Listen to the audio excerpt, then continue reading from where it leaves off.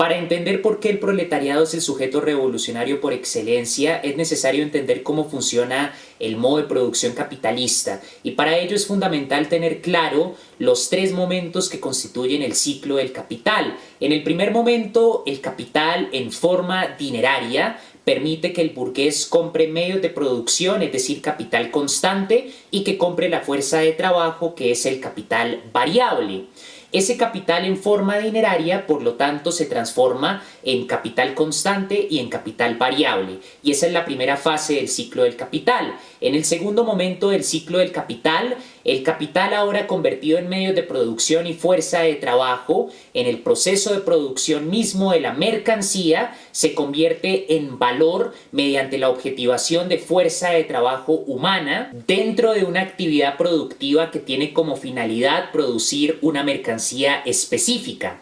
Esta actividad productiva que tiene como finalidad producir una mercancía específica, Marx en el Capital la llama trabajo útil o trabajo concreto, e implica objetivar o invertir o gastar fuerza de trabajo humana dentro de una actividad productiva específica para producir una mercancía particular. En el proceso de producción del capital, que es el segundo momento del ciclo del capital, cuando se produce una mercancía se genera valor porque la sustancia generadora del valor es el trabajo humano. Cuando se crea una mercancía, esa mercancía se comercializa al llevarse al mercado y adquiere un precio. Pero Marx se da cuenta que hay una diferencia entre el precio total del producto y la magnitud del salario que se le paga al productor en el proceso de producción del capital. Es decir, el productor trabaja 8 horas, le pagan 5.000 pesos por cada hora, de manera que al final de su jornada laboral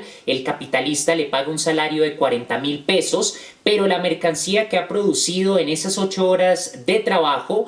adquiere un precio cuando se comercializa en el mercado de 80.000 pesos. Marx ve que hay una diferencia entre esos 80.000 pesos, que es el precio de la mercancía, y la magnitud del salario que el capitalista le cede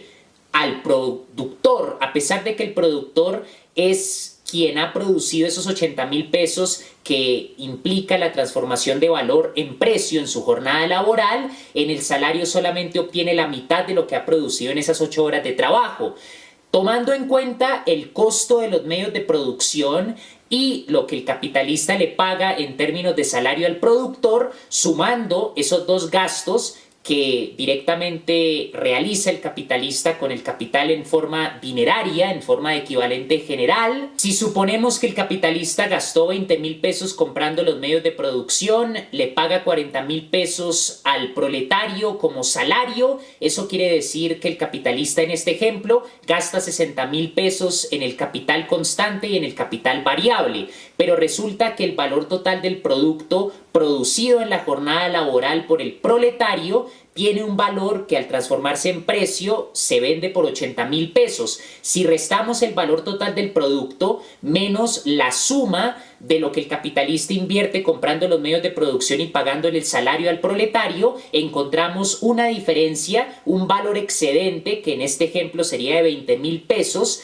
que Marx denomina plusvalor. El plusvalor es ese valor excedente creado por el trabajo del productor que no se le remunera en el salario, pero que se agrega al precio total del producto, valoriza el producto, pero a costa de que el capital no le cede la totalidad del valor que produce el proletario en el salario, sino que simplemente le cede una porción reducida de la totalidad del valor que produce a través de la magnitud del salario, y el resto del valor excedente que produce el proletario en su jornada laboral, objetivando su fuerza de trabajo humana, valoriza la mercancía y produce un excedente que luego se acumula bajo la forma de propiedad privada, se distribuye entre los distintos capitales, de manera que el capital industrial obtiene dividendos, ganancias a partir de esa plusvalía, el capital mercantil obtiene renta y el capital financiero obtiene intereses. Esta plusvalía permite que el capitalista obtenga una parte para su goce personal y otra parte para reinvertir, para que se produzca ese ciclo de reproducción ampliada del capital.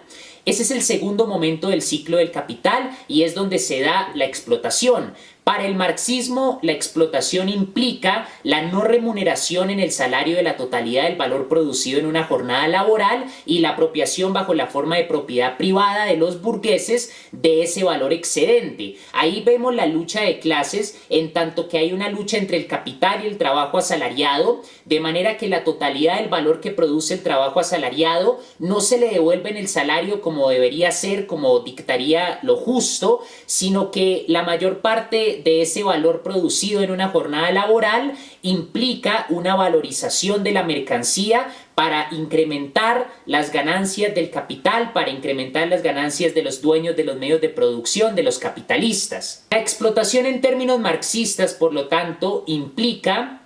la no remuneración en el salario de la totalidad del valor que se produce objetivando vida humana en una jornada laboral, la apropiación y distribución burguesa de esta plusvalía. La plusvalía puede ser relativa y puede ser absoluta. La plusvalía absoluta implica aumentar la jornada laboral para incrementar lo que Marx denomina el plus trabajo, que es aquella porción de la jornada laboral en donde el proletario comienza a trabajar gratis para el capital porque no se le devuelve en el salario esas horas extra que realiza. Digamos que el proletario trabaja 8 horas. En esas 8 horas le pagan, supongamos, 80,000 pesos, 10,000 pesos la hora.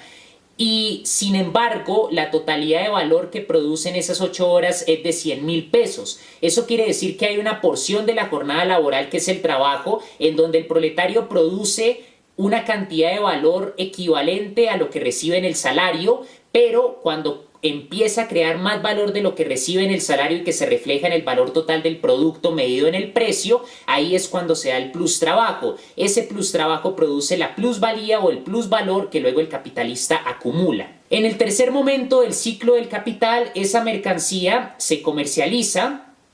y los capitales entran en competencia. Los capitales con mayor composición orgánica, quiere decir con mayor capital constante, con mayor desarrollo de las fuerzas productivas, con mayor desarrollo tecnológico, con mayor calificación promedio de la clase trabajadora. Los obreros están más calificados, producen más rápido en menos tiempo y más mercancías. Estos capitales con mayor composición orgánica extraen valor de los capitales tecnológicamente menos desarrollados, los empobrecen y la competencia llega al extremo de liquidar a los capitales que no mejoran la tecnología y que no pueden mantenerse en la competencia con los grandes capitales. La teoría del valor de Marx, por lo tanto, explica cómo funciona la dinámica de la competencia real en el mercado, nada que ver con esa ideología fetichizada, ideal, utópica, que no tiene nada que ver con la realidad, de la idea de la competencia perfecta o el equilibrio general de la economía ortodoxa. El marxismo explica cómo funciona realmente la competencia entre capitales en el tercer momento del ciclo del capital. Recapitulando, en el primer momento del ciclo del capital, el capitalista compra los medios de producción y la fuerza de trabajo. En el segundo momento del ciclo del capital, el proletario produce una mercancía que genera un plusvalor que acumulan y distribuyen los capitalistas. En el tercer momento del ciclo del capital, esa mercancía se comercializa y comienza la dinámica de la competencia entre capitales, o alternativamente se fija el precio en el caso de un monopolio. A la luz del ciclo del capital, que explica la anatomía misma del modo de producción capitalista, es posible explicar por qué el proletariado es el sujeto revolucionario. El proletariado no es únicamente el obrero de fábrica del siglo XIX. El proletariado es una clase que implica una relación social a los medios de producción, es la clase que produce valor mediante la objetivación de su fuerza de trabajo,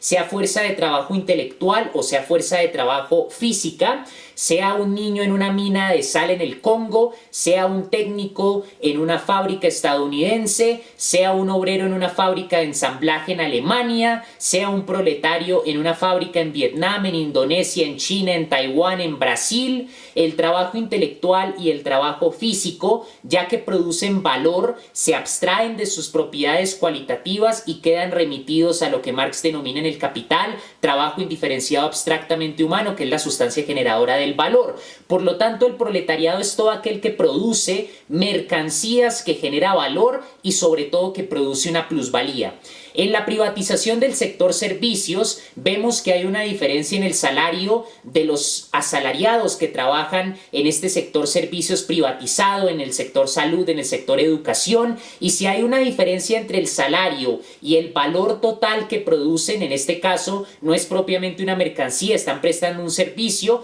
pero generan unas ganancias para los dueños de este sector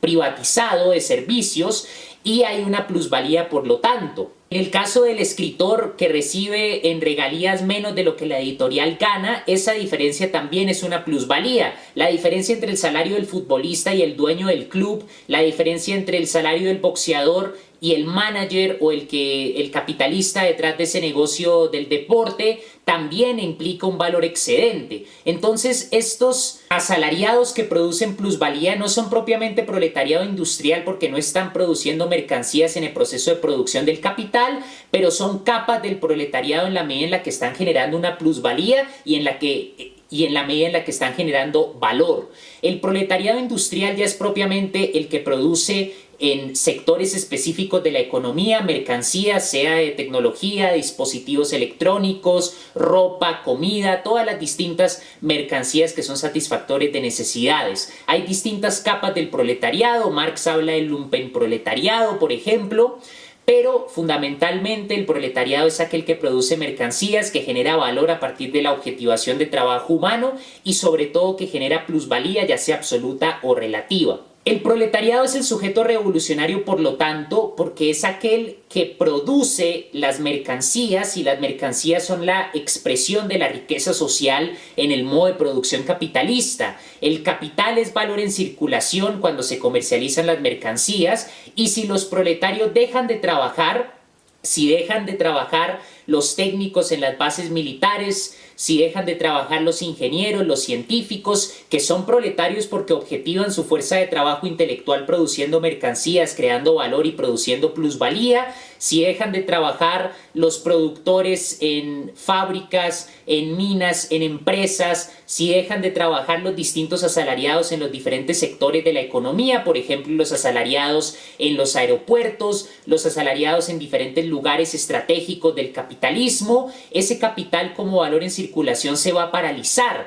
David Harvey, un marxista británico, utiliza la metáfora de la sangre que circula en el cuerpo. Si el proletariado deja de trabajar, esa sangre deja de fluir. ¿Y qué pasa cuando la sangre no circula en el cuerpo? Acontece un infarto. Pues, de manera análoga, el proletariado tiene la capacidad de paralizar el sistema capitalista si deja de trabajar porque es el productor, el que produce la mercancía, el que produce el valor, el que produce la plusvalía. Si no hay proletariado, el capitalismo no puede funcionar. El proletariado, por lo tanto, es esa clase privilegiada que debido a su importancia productiva en el ciclo del capital es la que crea mercancías de todo tipo, ropa, celulares, aviones, carros, dispositivos electrónicos, comida. Si paraliza su actividad, se derrumba el capitalismo, se paraliza el modo de producción capitalista. Por lo tanto, es muy importante tener en cuenta por qué el proletariado es sujeto revolucionario y comenzar a pensar en la importancia política de generar, de cultivar una conciencia de clases que derive en la consolidación de un partido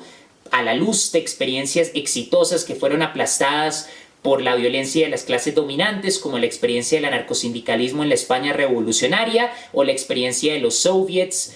durante la Revolución de Octubre, que desafortunadamente fueron completamente desarticulados por el estalinismo, y en el caso de las colectivizaciones anarcosindicalistas, la misma república antes del golpe de estado de Franco desarticuló estas colectivizaciones donde los productores alcanzaron a tener el control sobre los medios de producción.